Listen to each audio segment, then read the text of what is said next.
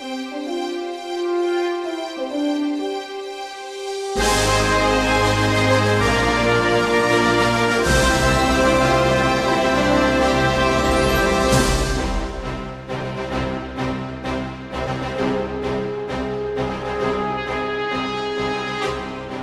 there, and welcome to the Time Machine with Trish and Mike. I'm Mike. I'm Trish. And we're glad you're with us once again for episode 21. And we will go ahead and preemptively apologize in advance if the audio quality during this episode does not live up to our expectations, because as we have been trying to record this, we have been encountering several issues with our internet connections. So we will power forward and provide you with a fine program for your enjoyment. Yes. Yep. We will endeavor. Yes. Show must go on. Doggone it. So, if this year's taught us anything, right? It's about you just got to keep going. Just keep swimming. Just swimming. Sorry. Pretty much.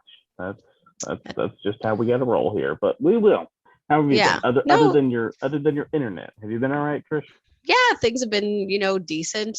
Online schooling continues. There's been a really good couple of sunny days here, plus 20. So that's like 70 to 75 for you guys. Oh, that's lovely. Yeah.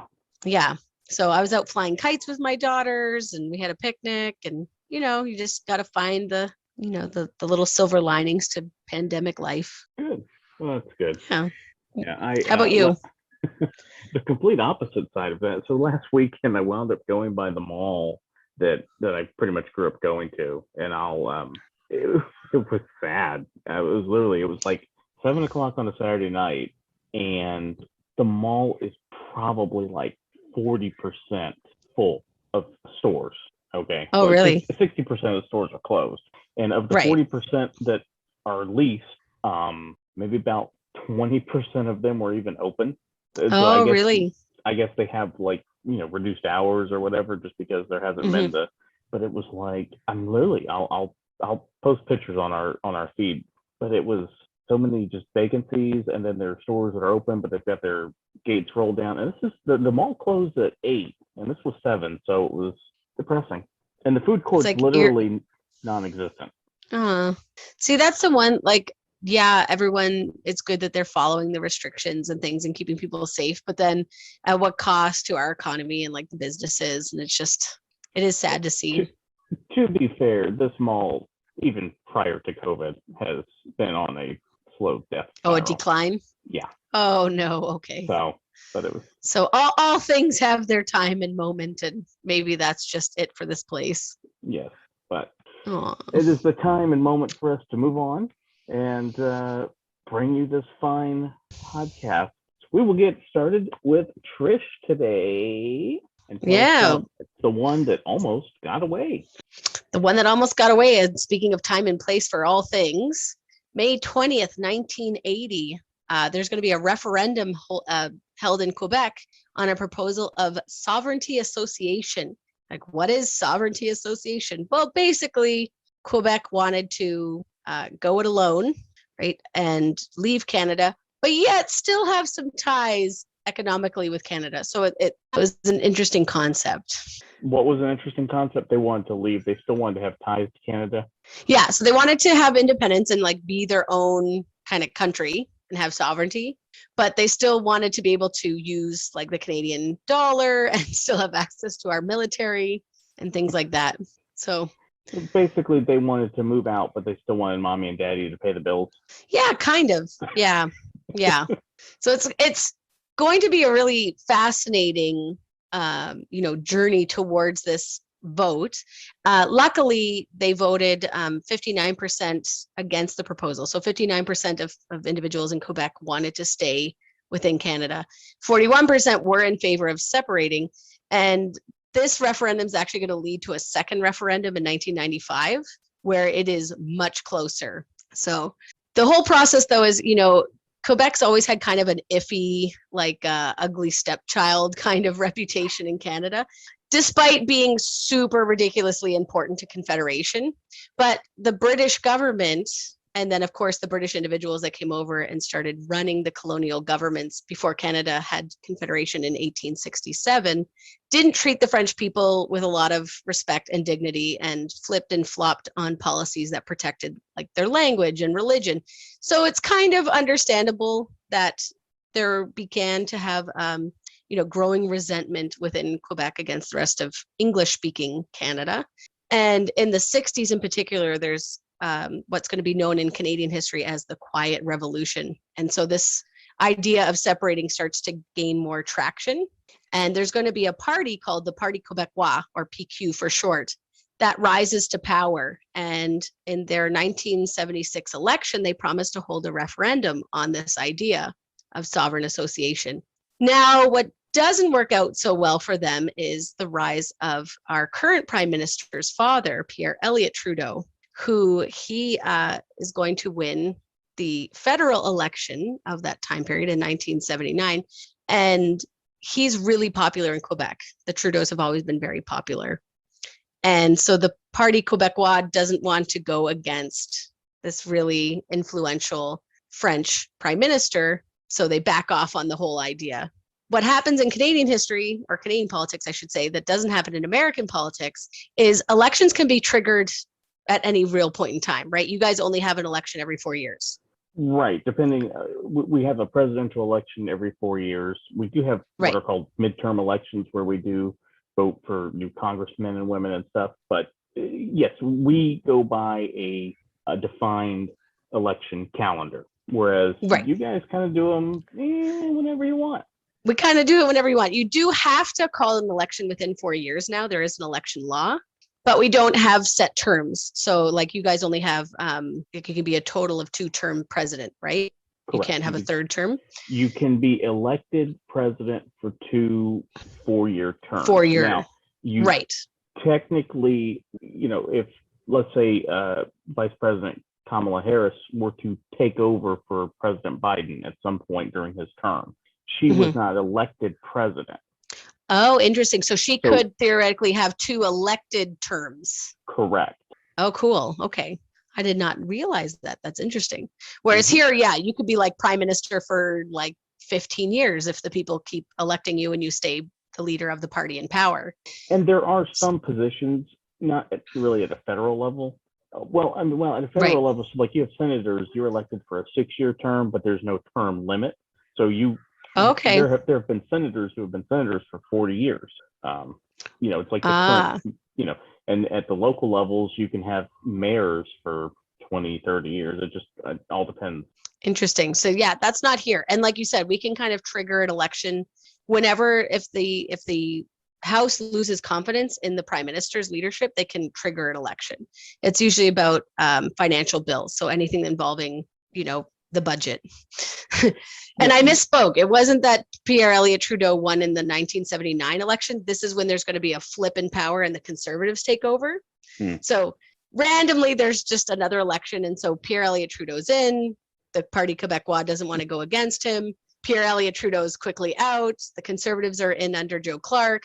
So now the Parti Québécois is like, all right, let's start getting this ball rolling again, right?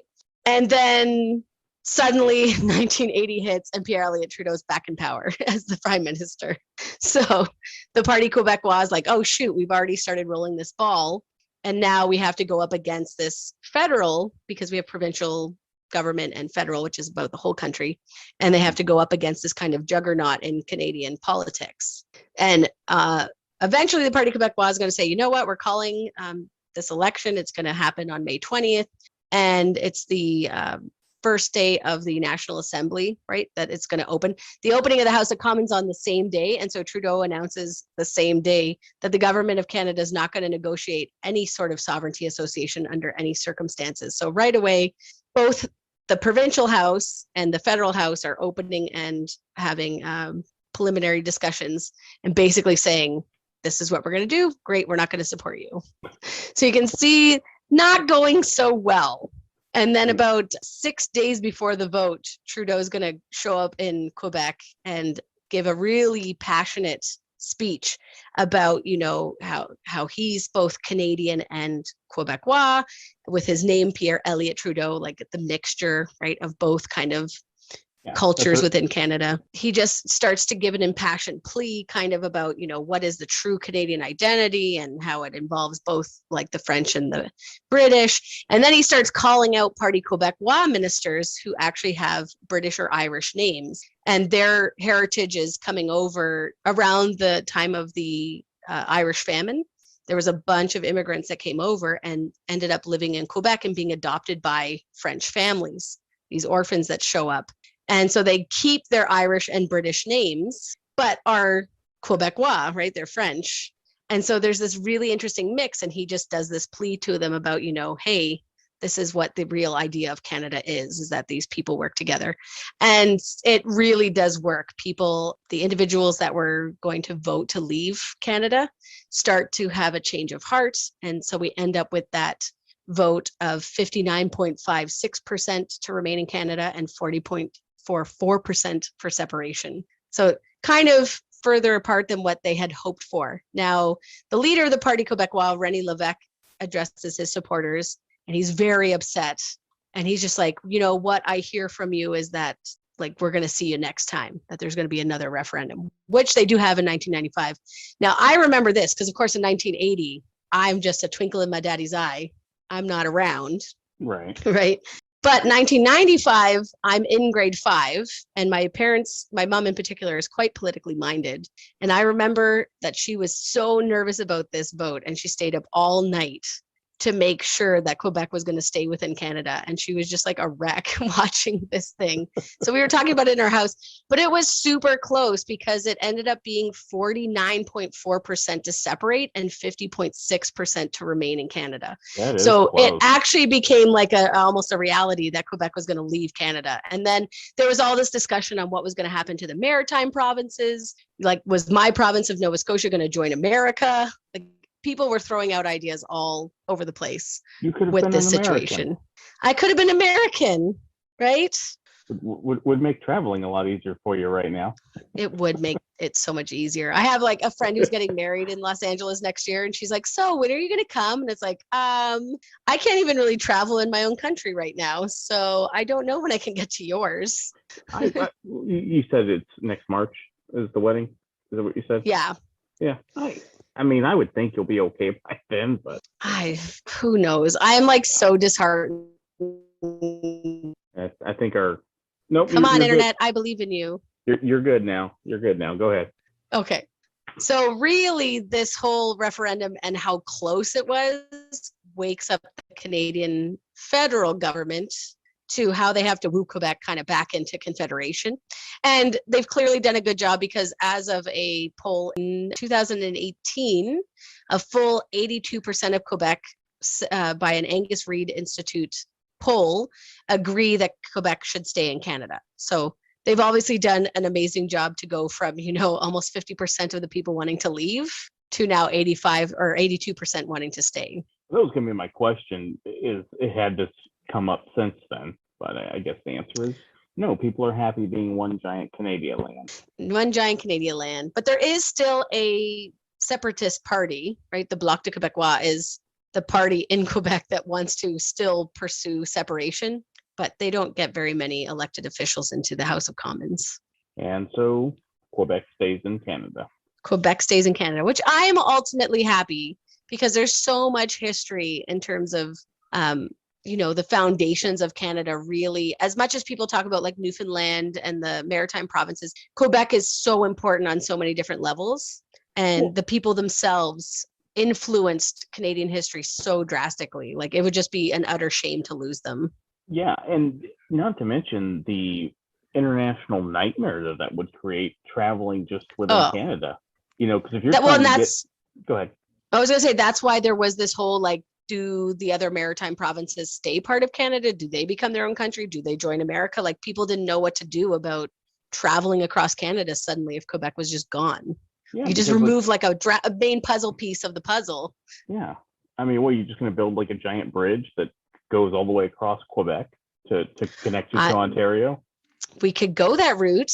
I think that leads into our next story, though. It does, because we connected Manhattan and Brooklyn back in May 24th, 1883. The Brooklyn Bridge in New York City was opened after construction that lasted for 14 years. That's really crazy.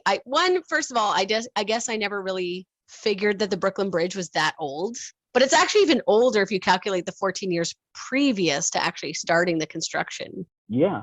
And at the time it opened, it was the longest suspension bridge in the world. Ooh, I see. Engineering and architecture in general are just fascinating. Like the math that has to go into building and designing this type of structure is Absolutely. really cool. Especially then, because math hasn't changed. 2 plus 2 is 4 as it was 500 years ago. That part of it hasn't changed. But just when you have to think that this was all done by hand, as far as drawing out diagrams and blueprints and so on, whereas nowadays, we have computer systems that can render all this and you throw it in there and it's a completely different process from what it was. Yeah, and you have to factor in so many different things, right? Like the ocean tides and the wind, and it's just really incredible. The deck of the bridge sits 127 feet above the East River, and it connects Manhattan Island and Brooklyn, so people can get from Long Island over to Manhattan Island. That's It's quite busy, as you would imagine. The original name of the bridge was the New York and Brooklyn Bridge, and was sometimes called the East River Bridge before officially adopting the name Brooklyn Bridge in 1915. I honestly can't imagine it being called anything else. I know. Originally, there were 2 lanes going in each direction. And obviously, this bridge opened in 1883. We don't have automobiles yet. So the original passengers were on horse-drawn carriages. Just think of the mess on the bridge. Right. And so once the automobiles became more popular, in 1922, motor vehicles were actually banned from the bridge at one point. And it was only horse-drawn carriages and rail cars and trolleys were operating on the bridge. However, since 1950, the bridge has continued to carry 6 lanes now. It expanded to 6 lanes total of automobile traffic. That is like a big bridge. I didn't even realize it was that many lanes. And due to height and weight restrictions, commercial vehicles and buses are prohibited from using the Brooklyn Bridge. I was going to say, like back in the 1800s, when they're designing this bridge, they're definitely not thinking of vehicles or transport trucks or anything that's going to be carrying a significant amount of weight. Right. Pedestrians, of course, can use the bridge. There are designated pedestrian areas on the sides. And in fact, a center line was painted in 1971 to separate pedestrians from cyclists. So therefore created one of the city's first dedicated bike lanes. And at times throughout history, when subway services have been suspended, such as blackouts in the 60s, 70s, and 2000s, and after the September 11th attacks, people en masse began walking across the bridge because you couldn't use the subway. You had to walk. And that's what I imagine. Like, that's one of the images of the Brooklyn Bridge in my mind, because of course, watching 9/11 live and just watching the stream of people going across the bridge. Yeah. In fact, during the blackouts in 2003, the higher than usual pedestrian load actually caused the bridge to begin swaying because there were so many people walking on the bridge that because you have more feet moving, you eventually started getting more people stepping in sync with each other, and that caused the bridge to begin to sway. That is like the stuff of nightmares.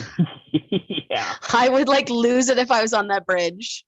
There was some concern that this caused damage to the bridge, but they inspected it and it's fine due to the 3 support systems that make up the bridge: the suspension system, the diagonal stay system, and the stiffening truss.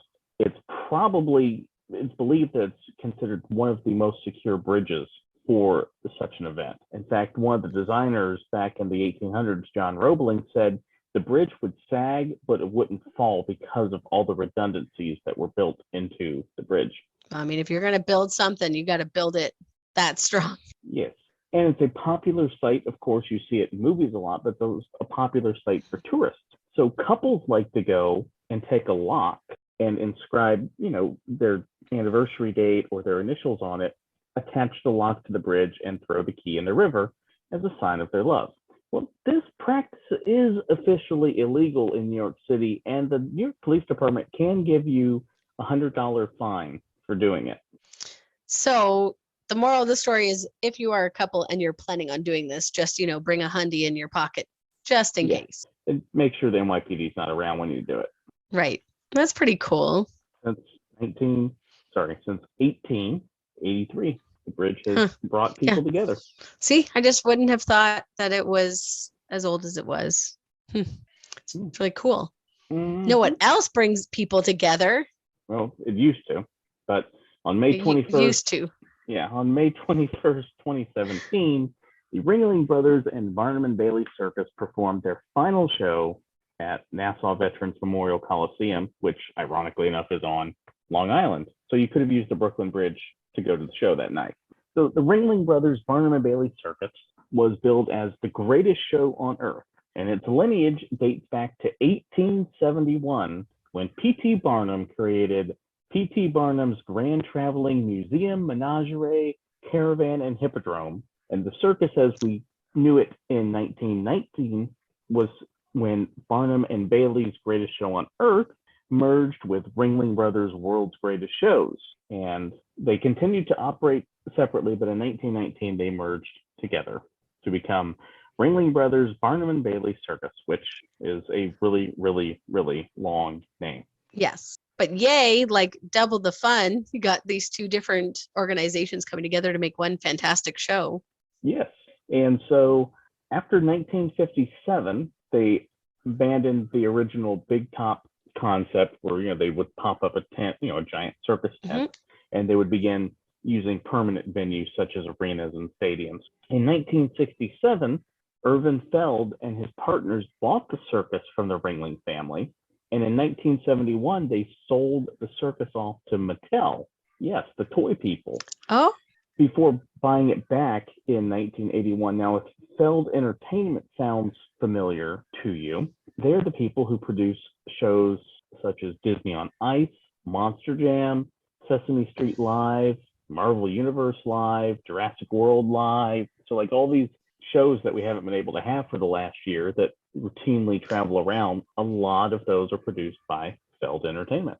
Oh, but I wonder why they decided to buy it back, like after 10 years. They just were like, oh, shoot, let that one go. I guess. I really don't know. So, Trish, what is something of great tourism significance that we have here in Florida? You have Disney. Yes. I got actually nervous thinking you were going to ask me a math question.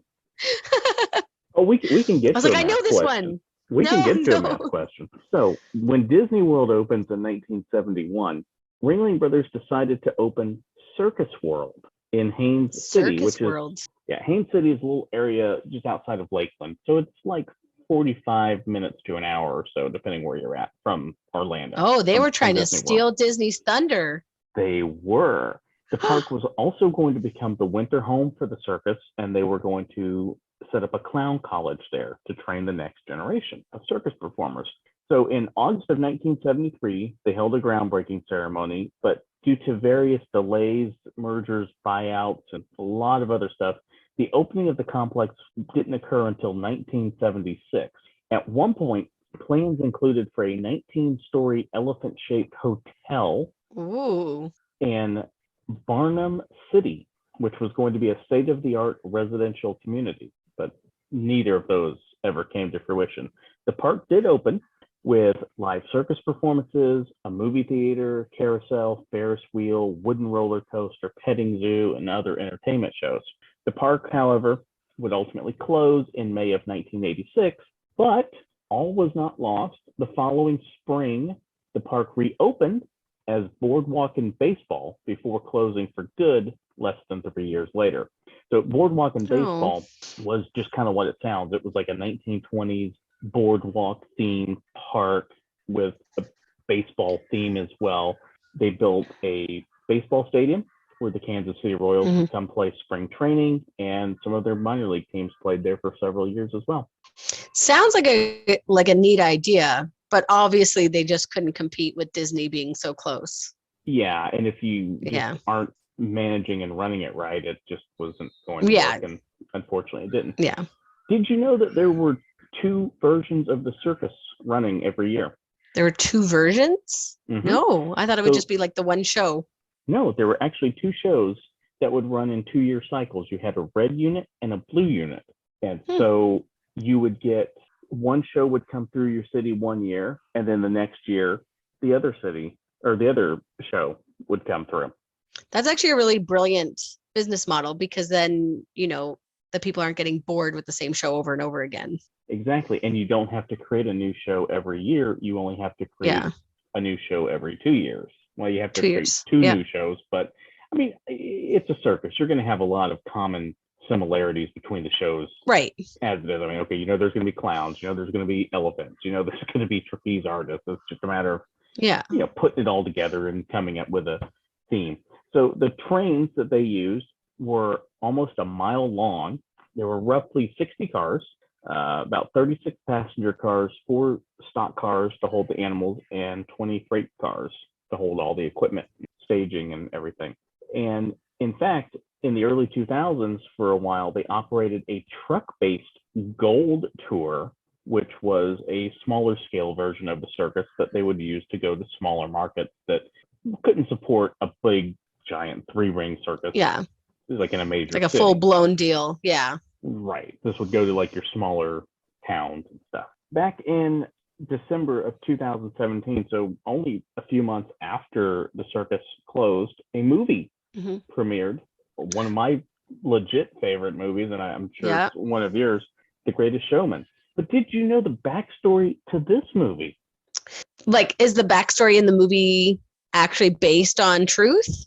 No, I mean like the whole production backstory to this movie. Oh, no, I don't know the production. No. So back in August of 2011, 20th Century Fox announced plans for this movie. All the way back then before they even filmed. Yes. It took that long. It Wow. took 6 years for this movie to be made. And people who worked on this movie probably are like, it's never happening. Pretty much. I mean, this movie was stuck in what's called development hell. That's where like movies that just that's the official name they have for movies that just kind of never get made. But eventually it finally did, and we have all been enjoying it. Great movie. You said The Greatest Showman came out in 2017? Correct. December 20th, 2017. See, and I didn't get to watch it. I think, like, I just personally didn't go and get it from the library or see it in the movie theater or whatever until I think it was 2000, like almost just before 2020. So like Christmas of 2019 is when I finally watched it. Because you remember I messaged you. Yes, I was just gonna say I'm remembering this now. I was like, so it took me a while. Yeah, and there's been so many people in our cosplay community that are like, you haven't seen this movie? Like, this movie's amazing. And I'm like, fine, I'll watch the movie. And of course, now I have like the soundtrack on my Spotify playlist, so I clearly really enjoyed the movie. You liked it just a little bit, eh? Yeah, it's good. Speaking of things people like. Yeah, I was gonna say this is not the only film that we both really like. No, it is not. And it is on May 25th, 1977. A little movie, might have heard of it, called Star Wars, was released. Although and the world was changed.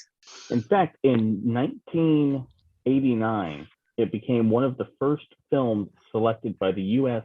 Library of Congress for preservation in the National Film Registry. And it was deemed to be culturally, historically, or aesthetically significant because there's a ton of special effects work and stuff in this movie that was really groundbreaking for the time. I mean, sure, you look back at it now and you kind of go, okay, that's a little, but for the technology at the time, to pull off a lot of that stuff was incredible. And in 2004, the soundtrack was added to the U.S. National Recording Registry and was later listed by the American Film Institute as the best movie score of all time. But I mean, it is a beautiful score. It's phenomenal. It's really hard to beat. And we've had this discussion about some of our favorite scores on a previous episode. Yeah. Did you know? So, of course, most of the movie takes place on Tatooine, and it's a real deserty look. Did you know what George Lucas originally envisioned the planet to be? Oh, he didn't want it actually to be a desert planet? It was originally going to be a jungle planet. Oh, more like Dagobah, right? Yeah, Or like the Dagobah system with Yoda. yeah. So they had actually traveled to the Philippines to begin scouting locations, but the idea of spending months filming in the jungle didn't exactly appeal to George Lucas. So he refined his vision, and Tatooine became a desert planet. And, Hmm. I think that probably wound up being the right call. Yeah, you can't really imagine, you know, that whole story not starting out on Tatooine. It just doesn't feel right to think of it starting anywhere else. I know. I think it wound up being one of those happy accidents led to a piece of cinema that we are still enjoying all these years later. Okay, so here's the ultimate Star Wars question. What is your favorite Star Wars movie? Which one's my favorite? Yep. I mean, either A New Hope or Return of the Jedi. I'm original three. A lot of people say Empire, so it's interesting that you went with the first and the third one. Yeah. Oh, my brother, he loves The Empire Strikes Back. And I'm like, but why? And he's like, because the bad guys win. It's great. And I'm like, but why? Like, my little heart can't handle the villains winning. Spoiler alert if you've never seen the movie. That ship has sailed, my friends. If you're listening to this podcast and you haven't watched Star Wars, I'm sorry. Fair enough. I mean, to be fair, the titles themselves kind of give it away. I mean, Right. Yeah. the Empire Strikes Back. Well, okay. You can only strike back if you've lost, so they must lose in the first movie. And then if Return of the Jedi is the movie after that, well, Return. Well, that must mean they have to come back. Well, you come back from a butt whooping. So, I mean, the Yeah. titles spoil themselves. We still haven't given away major spoilers. Yeah, it's not like there's a certain character that's the father of another character or anything. Yeah, or siblings. Yeah, Yeah, wow, that share an awkward moment. yeah. But now this always leads to the ultimate question: Star Wars or Star Trek? It's not even close. Star Wars. See, and for me, I was introduced to Star Trek first. And I really love like the political intrigue and the like the various groups of different aliens having to work together and the Federation and all that. So I love Star Trek. I'm just going to blame that on you being Canadian and things just being backwards. I just love it. And it actually ties into a next little mini segment in terms of our podcast here. With May 23rd, 1994, Star Trek The Next Generation is going to air its final episode titled All Good Things. And of course, once it ended, then it was like a leaping off point for Voyager, which is probably my favorite. And then we had Deep Space Nine. And I mean, the latest one is Picard. So it of course, that series ends, but Star Trek lives on. But yeah, I think most people do say that they are more Star Wars than Star Trek. There was a recent poll, well, not like, I guess it's not so recent anymore, but 2017. And they asked individuals whether or not they were Star Trek or Star Wars. 46% of people said that they were Star Wars, but 14% were Star Trek. 12% were I hate them both. 14% was what's the difference, and 14% was I love them both. Okay, so Star Wars won. That's all that really matters. Star Wars did win. So I'm the lone duck on this idea, but I do love me some Star Trek. I like Star Wars too. I just was brought up on Star Trek first. I just never got into Star Trek. I mean, I've seen some of the movies, I've seen some of the shows, but it just didn't connect with me like Star Wars did. Although Star Wars, I didn't grow up per se watching Star Wars. I didn't really get into Star Wars until I was in middle school. See, and I didn't get into Star Wars until middle school too, because like late middle school, beginning of grade 9, grade 10, because I had a friend who was really into Star Wars, and that was when the re-release came out. And so she was like, let's go to the movie theater and watch the restored versions of the movie. And I'm like, okay, I've never really paid much attention to these movies. And I liked them. It was really enjoyable. I guess just my heart is Star Trek first. So the first time I saw Star Wars, I was in 6th grade, and we watched it in our English class. Oh, interesting. I mean, obviously, it took a few days to watch it because you're in class for 45 minutes or whatever. So you've got to kind of watch it. You got to like flip the tape halfway through. Yeah. Right? We legit were watching it on VHS, and for the ultimate nerds out there that are listening, we were watching like the original VHS versions. This was before the restored THX versions that everybody got all worked up about, where George Lucas starts editing the movies and everything. Oh, don't even get like, so Andy, part of my Attack cosplay, right? My other half, she was like, no, do not even bring it to her. She hates it. Yeah. So at least, when the second trilogy. That's funny. But were they trying to show it to you? And like, because I know people do it when they are connecting it to Shakespeare, because you can have connections to, Hamlet and things like that. Was she trying to do anything, or was it just for fun at the end of grade 6? No, I don't remember the tie-in to it, but I know we had like a worksheet that we had to follow along with the movie. Your teacher was really just tired. That's the whole. It could have been. I mean, I would never. No, never would you do something like that with your students. So I was a fan, at least. So I subsequently would rent the other 2 movies and watch them. And this was before the prequel trilogy came out. So I was, and have been a fan since. That's awesome. I know people also then claim, like, not only do most people claim that they like Star Wars more, but then they argue the money point, which, I mean, I think with even recent developments in terms of like The Mandalorian and now, like the Bad Batch coming out, that their profits have even further exceed this number. But they said, despite having similar number of films, the profit films by. I think this is just Darth Vader using the Force to eliminate you talking positive about Star Trek.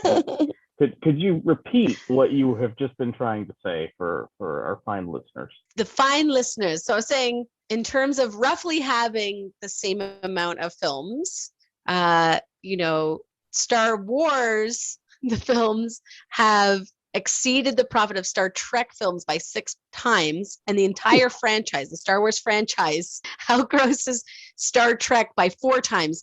Now, this is from an older article, so I would argue that it's even way more than 4 times because of like Mandalorian and the Bad Batch and all like the newer renditions of the cartoons. So they did say it's tricky because you can't discount novels, memorabilia, video games, or other factors into account, but Star Wars tends to be top dog. Yeah, if you're just going by just the movies themselves, it's definitely going to be Star Wars. There's no Star Trek theme park. There's no Star Trek theme park. Not yet. One day, a girl can dream. An interesting trivia point, though, for your, beer trivia-ness when bars open and we can go and do those things again, is that this last episode is the highest ratings ever received of any episode of any of the seasons of Next Gen. So that makes sense. I always find it interesting when you have finales for series because, especially if it's promoted well, people a lot of times will come back to watch to see how it ends. Because, if the show runs for, 6, 8, 10 years, over time, typically, the viewership will decline because people just kind of lose interest. They move on. Characters, actors change out, something, things always happen. But it's like, oh, the finale. Well, let me go back and see how it ends. Yeah. And the writers did say it was a Valentine to the fans. So it really was written for the fans to completely, thoroughly enjoy. And so anyone that wasn't really a fan wasn't going to be totally enthralled with it. But I liked it. That's good, though. If you're doing something like that, you got to do it for the fans. So yeah. And we do this show every week for you, the fans of our show. Our fans. Yeah. And we thank you so much, considering we know that the audio has been on and off the last couple of episodes, actually. Yes, but we are fixing that, and all audio issues this week are purely internet related. So yes, if you want to blame somebody, don't blame us. Well, it's hard to have total consistency when we're like 2,000 miles apart. Something like that, yeah. And unfortunately, internet issues are a thing sometimes, but we thank you for joining us. And if you didn't make it to the end of our episode, well, I hope you have internet issues for a very long time. Yeah, like I hope you're not able to get your Netflix working or Disney Plus. Yeah, or any of it. And you guys got Hulu. We have Crave. Just go read a book. None of it. Yeah. By candlelight. No, just joking. Yes. Do that. Do all that because, you didn't make it to the end. But since you're still here, may your streaming be successful, your books be read under a lovely lamp, and your day be pleasant. Mm-hmm. As always, guys, if you have questions, concerns, queries, or freakouts, you can reach us at the Time Machine with Trish and Mike at gmail.com, the Time Machine with Trish and Mike on Instagram, or if you pop that into the Google machine and go to YouTube, you will find us there too. Please hit subscribe and like and help us get a legitimate name on YouTube. That'd be great. Yes. Or you can also message us on Anchor and we can include a voicemail. So you can tell us, are you a Star Trek or Star Wars fan? Star Trek fans, you have to help me out here. Don't listen to her. And we'll catch you next week right here on the Time Machine if our internet works.